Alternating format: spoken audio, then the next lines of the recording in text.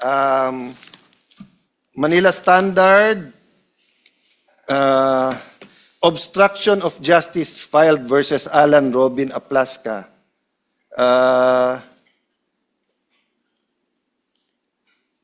Senate impasse, Blue Ribbon scheduled to June 8. Wala sa front page na tuloy yung Blue Ribbon ngayon. Wala yung Alan Cayetano is still Malaya Business Insights, Alan Robin face obstruction wraps over Batos escape, etc. No? So what's my point here? If you were a Filipino abroad or sa mga online ka tumitingin, akala nyo legal at walang issue yung nangyari kahapon. Yun yung ibig sabihin. But again, sa mga reporters natin sa Senate, alam ko yung buhay ng reporter, they have to submit 6 to maybe 8 stories a day.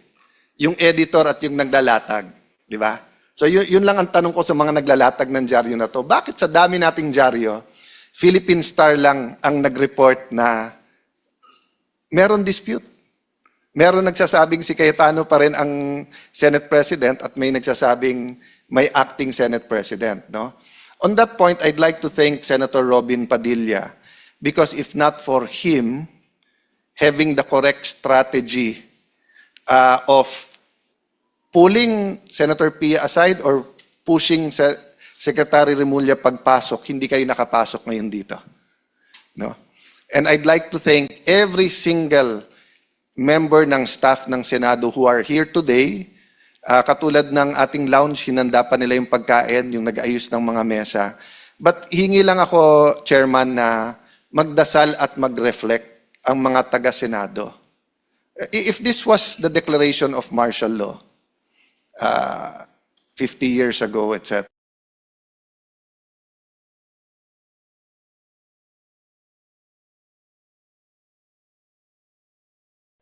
no? There were many issues then. It was a different time. Pero you reflect later on, tama o hindi na padlock. I'll not judge that, no? I'll not judge that kasi we're here today. But here today, who is the legitimate Senate President? Because hindi to away ng dalawang barkada. Ang lahat ng empleyado natin dito will have to decide on Monday. Do we follow the Philippine Constitution or the Constitution of the 11+1? Do we follow the Senate rules or do we follow you have to bend the Constitution to please Malacanang? I don't believe in that. Di ba? You can please Malacanang 1,000 ways, but don't bend the Philippine Constitution and our rules. And then, of course, as I said, iba-iba kami ng religion dito. Lahat tayo may pinaniniwalaan word of God. Babalik tayo sa truth, no? So, Mr. Chairman, I hope hindi tayo pigilan next week. And I have to apologize to you. Because kung walang issue dito, you would have been offered protection at least kung saan kayo pupunta dito. Diba? Having said that, Mr. President, ang news ngayon, Mr. Chairman, is that the President will call a special session. That's good. Because we announced it, alam na namin na minority na kami in terms of the number. Kasi nga, kinulong na nila si Senator Jinggoy, hindi pinayagan ang online voting sa senador, pero pinauwi lahat ng empleyado ngayon, mag-work from home na lang daw sila. So alam namin, napapalitan nyo kami sa committee, pero hindi nyo mapapalitan ng President kung hindi 13. So eto lang pakiusap ko sa Malacanang. Kumuha kayo ng isa pang senador para sa special session, bumaba na ako bilang Senate President para wala na tayong problema pare-pareho, pero para masunod yung konstitusyon. Kung pwede lang, Senator Amy, na bumaba ako today, Chairman, Senator Robin, gusto ko nang bumaba today as Senate President. Ang problema, I have a duty to the Filipino people and to the Philippine Constitution. Ang nakalagay, until your successor is elected.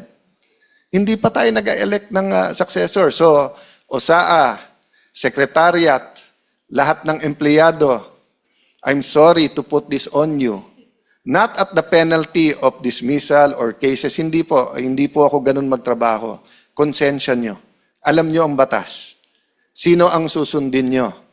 Yung peke na acting Senate President o yung sinasabi ng ating konstitusyon na Senate President? So Malacanang, yun lang advice ko sa inyo.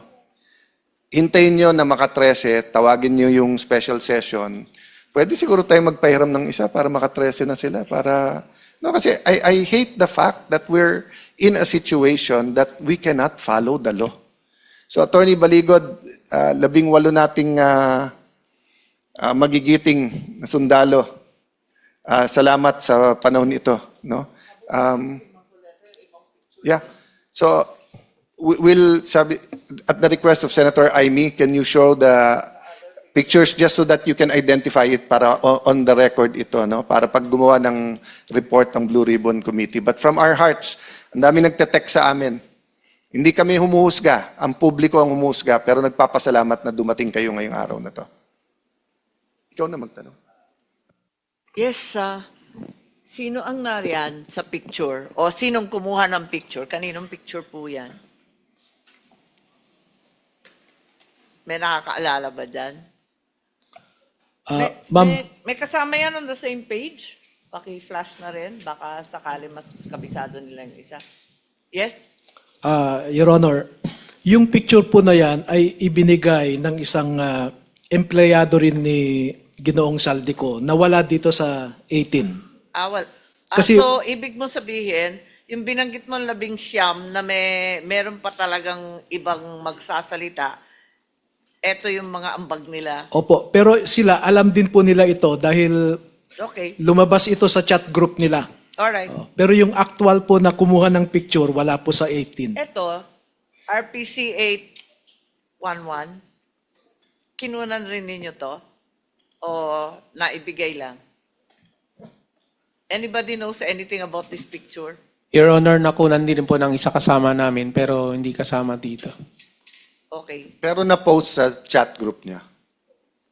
Yes, Your Honor. Ano ulit yung purpose sa pag-post sa chat group niyo? Para alam na dumating doon? Yes po. Sa chat group, kanino kayo nagre-report?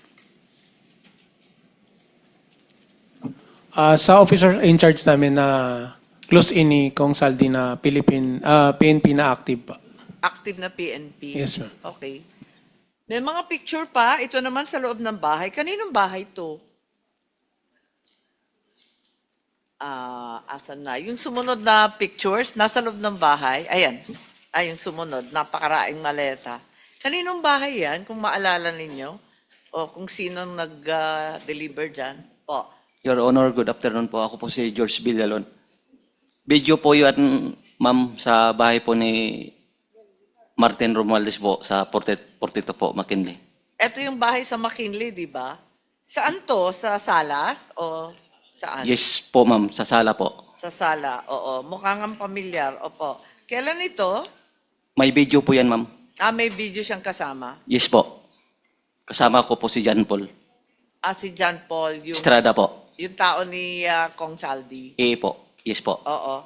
So, ilan ang maleta? Ito ba yung napakaraming maletang hinatid ninyo? Pinakamababang malita pa po yan, ma'am. Ito ang pinakakonte. Yes po. Ilan ito? Nasa Napakarami sa 20 picture po.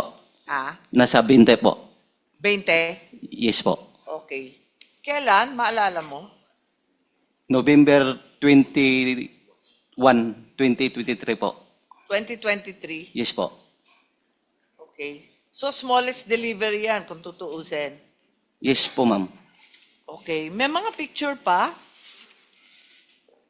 Ito hindi naman yata sa bahay, mukhang airport. Saan to? Yung sumunod. Ayun. Ayun, sa kaliwa. Saan yan?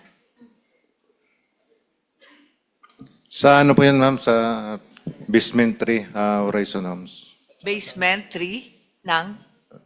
Horizon Home, ma'am.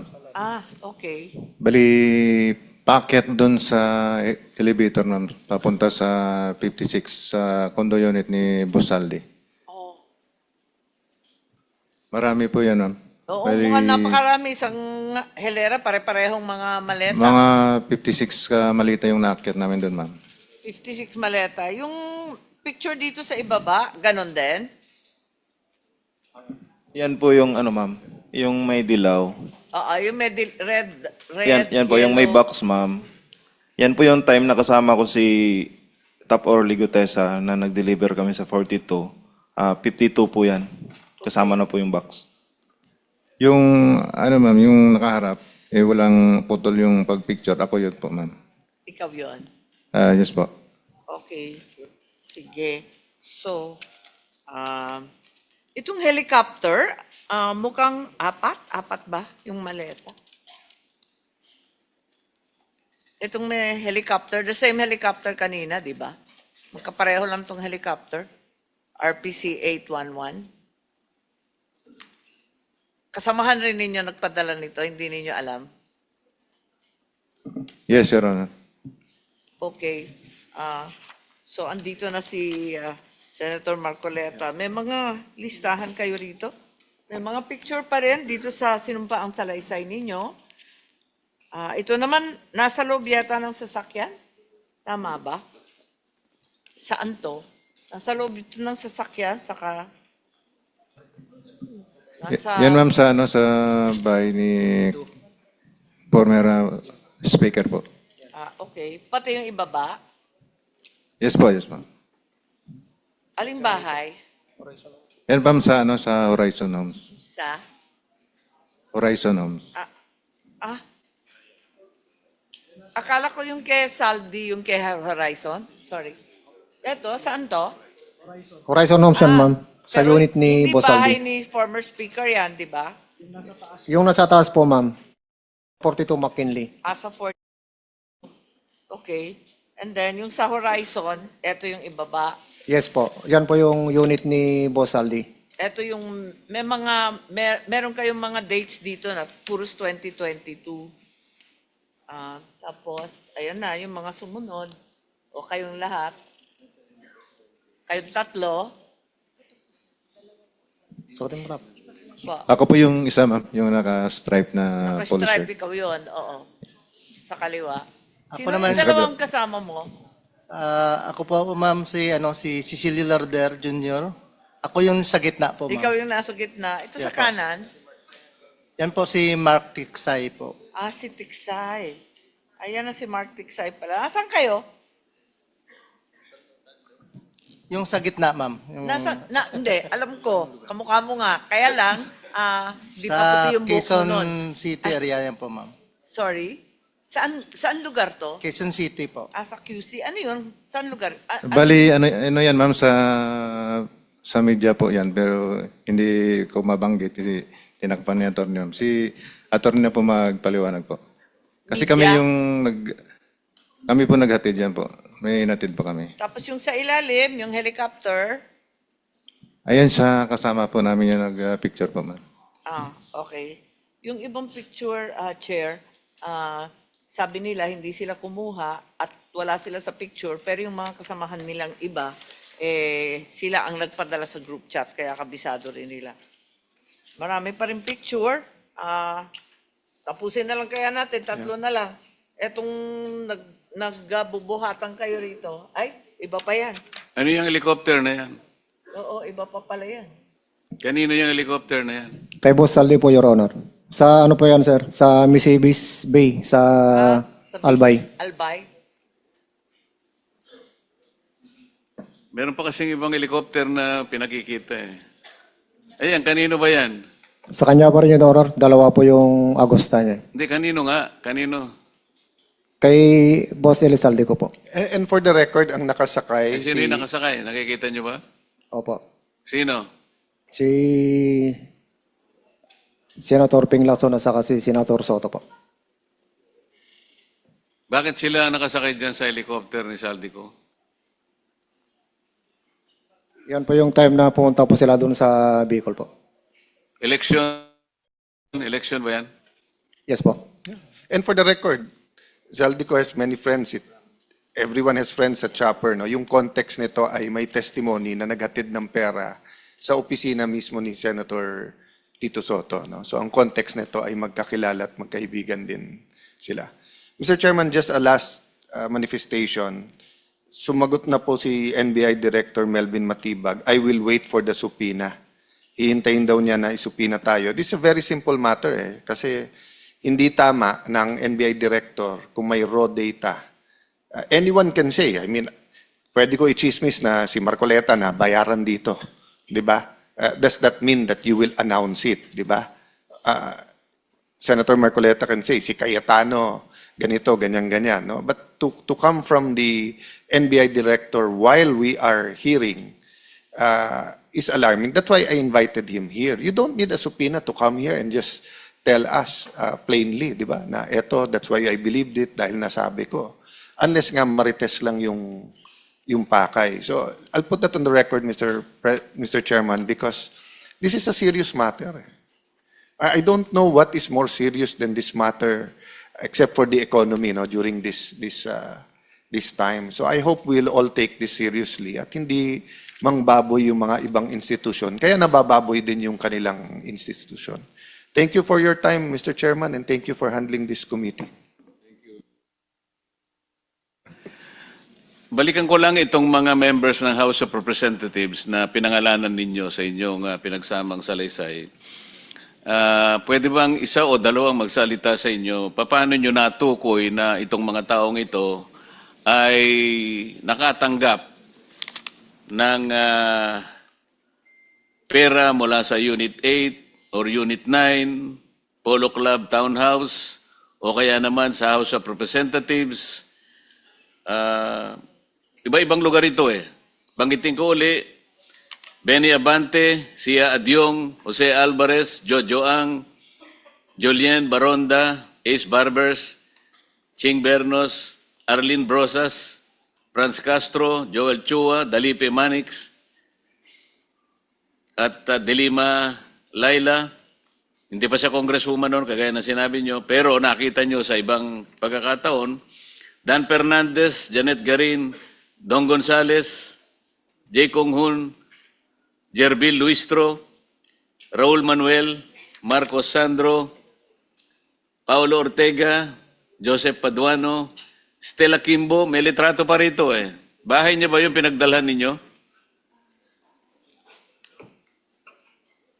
J.J. Suarez, Erwin Tulpo.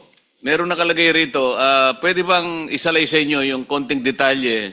Bagamat nagkausap na tayo ngayon, nasabi ninyo ay gagawa kayo ng kaukulang detalye para patibayin lahat ito. Atty. Baligot, sino kayang pwedeng magsalita para lang itong mga binanggit nating paano nyo nakita at anong pagkakataon, maleta ba ang tinanggap, karton o shopping bag o expandable envelope na kagaya ng binabanggit nyo sa maraming paragraphs ng inyong pinagsamang salaysay? Your Honor, yung sa HOR po, lagi po kaming nagdadala dyan, isang van po, bulletproof, na puno po ng, hindi naman po puno, doon po namin nilalagay yung mga paper bag po. Para kanino? Galing po ito sa Horizon, Your Honor, binababa, kinakarga namin, then pagka yung time na napupunta kami ng Congress po, kasama po yung van na yun.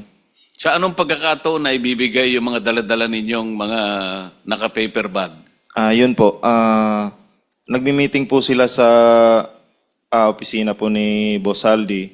Then pagkatapos po noon, nakikita na po namin na yung dala po namin mga paper bag galing Horizon po, dala-dala na po nila, bit-bit na po nila. Kung hindi man sila yung EA po nila. Dahil kabisado ninyo yung mga daladala ninyong paper bag, pagka nabit-bit nila, alam ninyo na yun ang mga daladala ninyong paper bag. Yes, Your Honor. Nakikita po namin sa team ni Boss Aldi po. Maliban sa mga members ng Congress na binanggit natin, meron bang mga cabinet secretaries ang nabigyan ninyo ng maleta? Meron po. Yung si dating DBM, Secretary Amina Pangandaman. Pumunta po siya sa BGC po, Horizon Homes. Sino pa? Sa akin po, yun lang po ang nabigyan.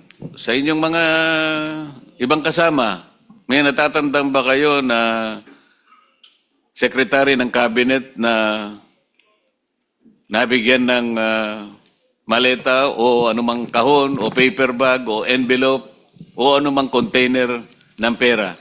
Yes, Your Honor. Ako naman po ang nagpipick up weekly doon sa 20th Banaba sa Forbes Park kay Secretary Francisco Chulaurel Jr.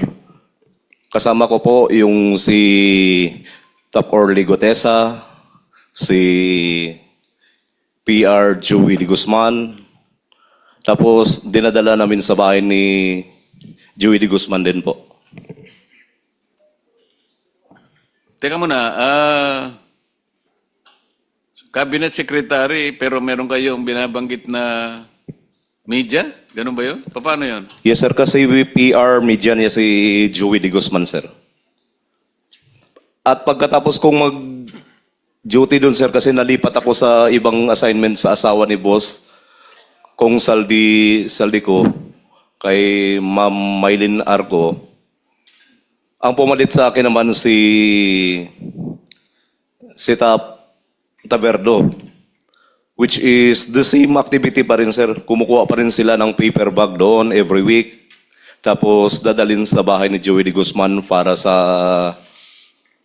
media po. So, ang binibigyan ninyo ay yung media. Yes, Your Honor. Hindi, ang tinatanong ko, cabinet, secretaries. Sino pa, maliban sa sinabi ng isa sa inyo kanina? Kasi yung sinasabi mo na napunta kay Secretary Chu, napunta rin pala sa media. Yan ang pagkakarinig ko. Tama? Yes, Your Honor. Tama po.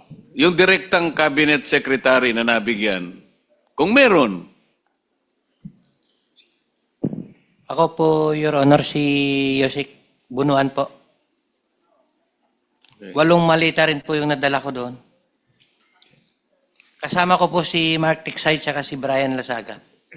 Nandyan din po yan sa yun. Thank you. kanina, Atty. Baligod, may nagsasalita sa kasama mo, narinig mo rin siguro, may binabanggit siya na human trafficking kanina, na hindi muna natin binigyan ng atensyon kanina dahil nakapokus tayo sa maleta. Ngayon, ano yung pangyayari at nabanggit ninyo yung sa issue ng human trafficking? Nabanggit ko po yon para lang magbigay ng example na hindi lahat ng alam nila ay nailagay po dito sa affidavit. At nabanggit ko yung example po na yon dahil napakabigat po na krimen yun eh.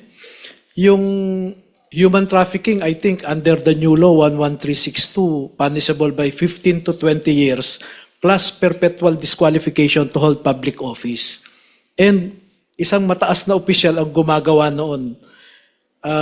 Ang sabi pa nga ho nila ay minsan, nagpapakuha ng 5 babae, pagpipilian niya, yung hindi niya nagustuhan, bibigyan niya ng tip, then maiwan yung napili niya. No? And it did not happen once, it did not happen twice. Marami po. Sa Maidas, minsan sa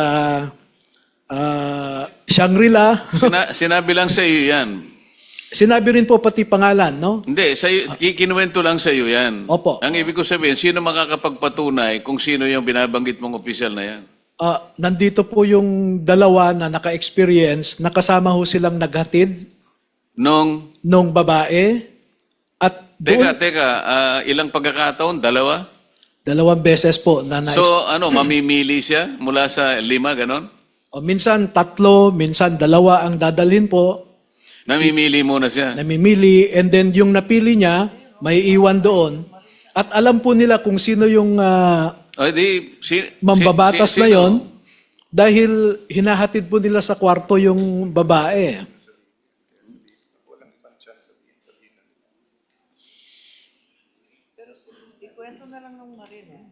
Yung siguro kung sino na lang nakakaalam kasi sinabi lang sa iyo, mahirap naman 'yon. Baka mamaya mabanggit mo hindi naman totoo. Yung magtapat na lang yung talagang nakakita ng sinasabi mo at patunayan po ninyo na ang sinasabi ni Atty. Baligod ay totoo. Your Honor, ako po yung naka-experience doon sa Maidas. Pwedeng paki-detalye po ninyo? Your Honor, unang dumating po yung VIP. Sino po yung VIP? Si Senator Erwin Tulfo, Your Honor. Tapos po, maya-maya dumating din po yung 2 babae. Inakyat po namin doon sa president. Akala ko 3 pinagpipilian, pinakamababa, 5. 2 lang pala. Yung sa akin po, pero maraming beses po yan. Hindi lang po sa Maidas, meron din po sa Shangri-La. 5, 3 po ang dinadala. O kulang ang nabalitaan mo. Sabi mo kasi 2 beses lang, Atty. Baligod. Ayon sa kanila, maraming beses. Saan saang lugar? Yung na-experience ko po sa Shangri-La po at saka sa Maidas po. O sino pa sa inyo? Meron pa sa... Sa akin, Your Honor, as a Team EAC, namomonitor ko rin, Your Honor. Kasi nandyan lang kami sa paligid, saka sa Viber chat namin, na nandyan na, dumating na sa lobby yung babae, i-guide nyo na. Ganun lang po yung experience ko po. Ganon din yung pangalan ng binanggit ng kasama mo? Kapareho rin? Yes, Your Honor. Okay.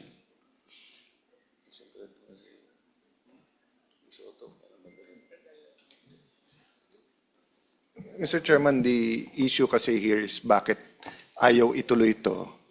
And if ginamit ni Senator Soto at Senator Lacson for false accusation or selective justice, because lumalabas dito magkakampi yung DOJ Ombudsman at witnesses at sila nakakapili kung sino ang state witness at hindi. No?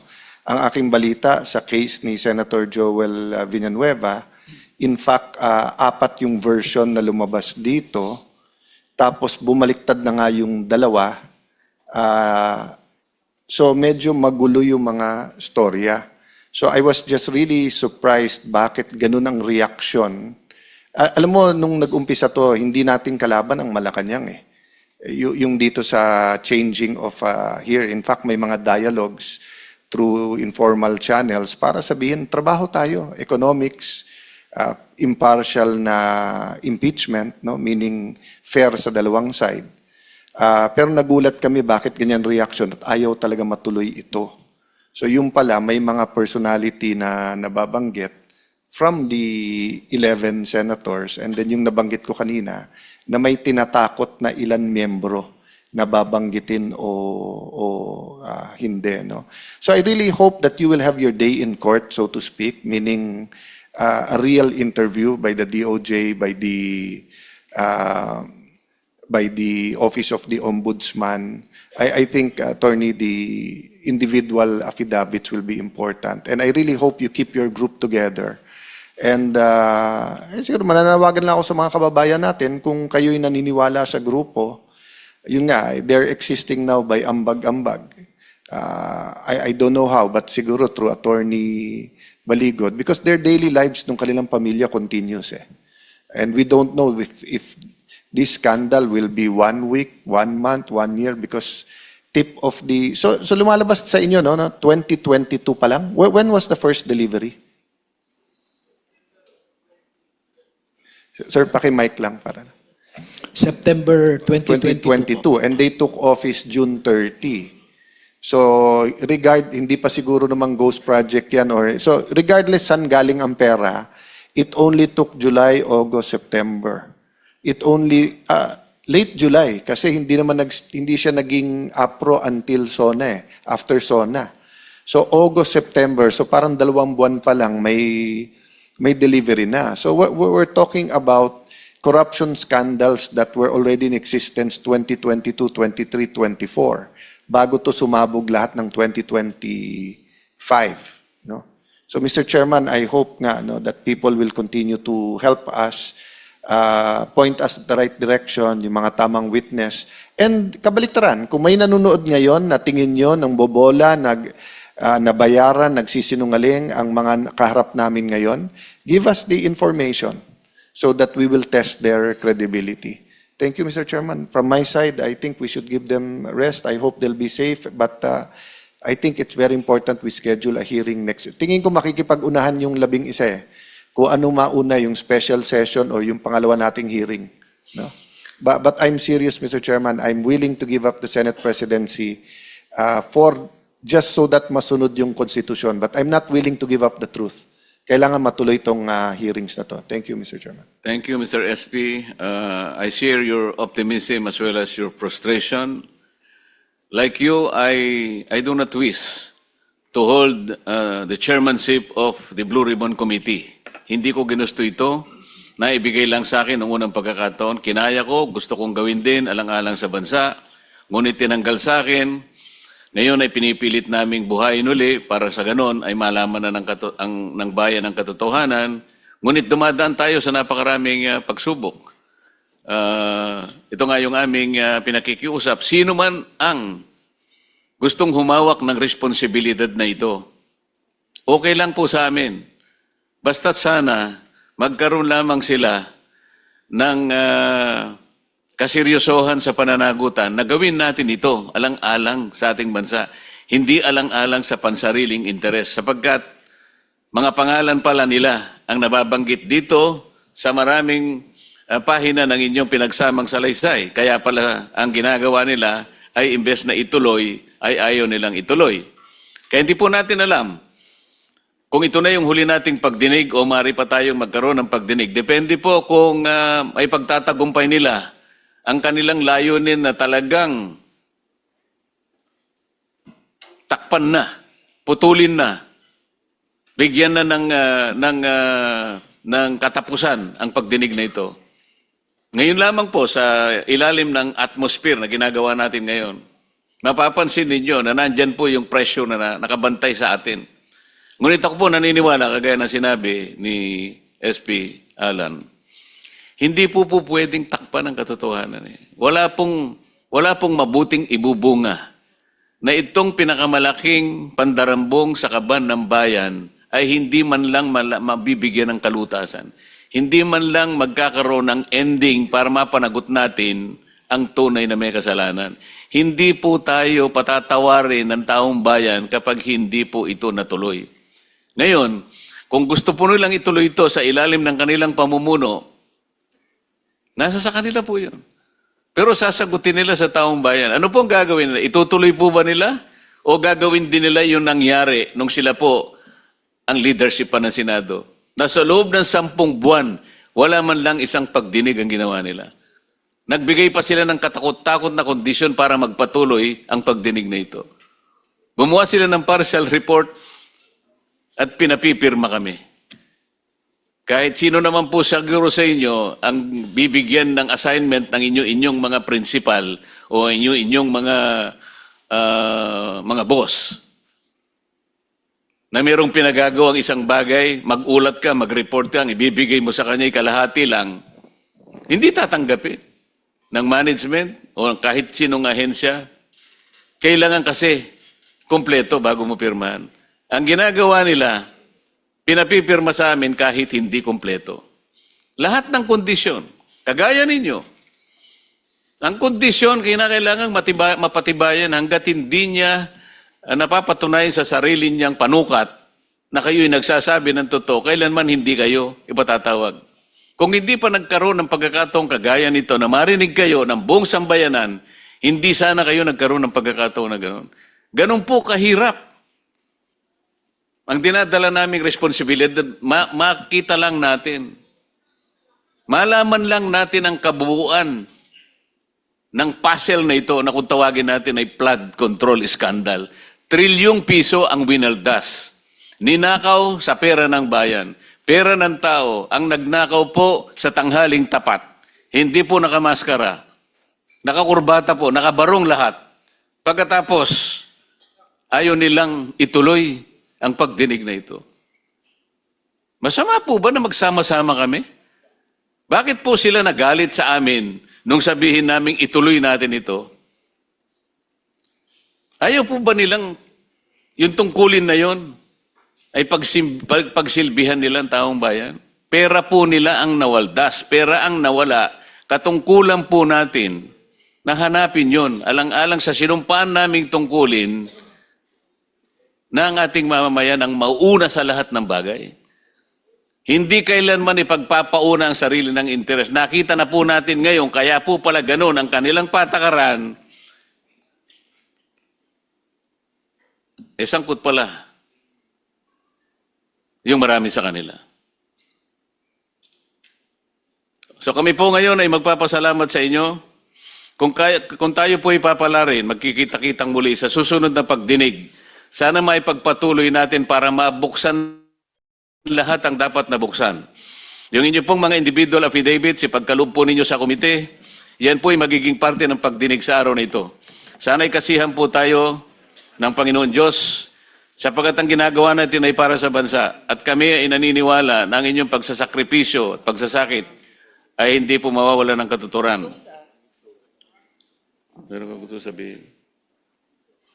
Meron ka gusto sabihin? Suspend lang.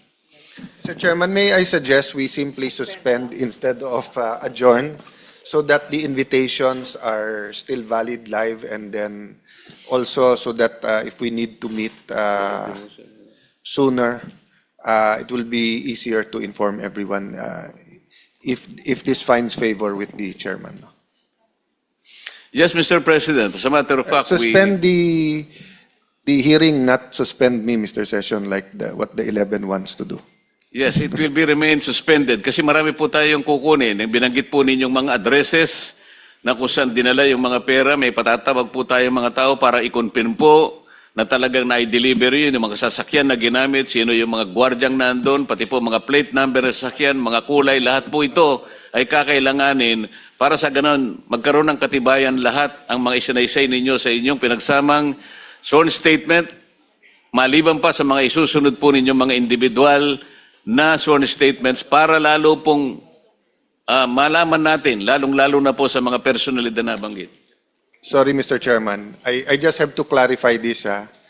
Mahal ko ang ating bansa, mahal ko ang ating konstitusyon. So I'm willing to talk to anyone, including the 11, to find common ground. But ilalabang ko yung tama. Pati yung Senate presidency. Kasi may nagtatanong na, are we going to give up? We're not going to give up. I'm just saying that if we love the institution, we'll look at all possibilities, di ba? Pero hindi nila pwedeng baluktutin ang batas at pagkatapos sasabihin 11, 12 pwede na mag-elect ng Senate President. Ang pino-point out ko lang, Mr. Chairman, hindi tayo kapit-tuko, di ba? If we find the right person that can bring us to the truth, then so be it. Thank you, Mr. Chairman. Mr. President, so we suspend the session until, Mr. President, Until further notice, suspend Mr. Chairman. the hearing until further notice. Makakakuha po kayo ng notice mula sa komite kung kailan po natin itutuloy, anong araw at anong oras. Salamat po sa inyong panahon. Salamat po sa inyong sakripisyo.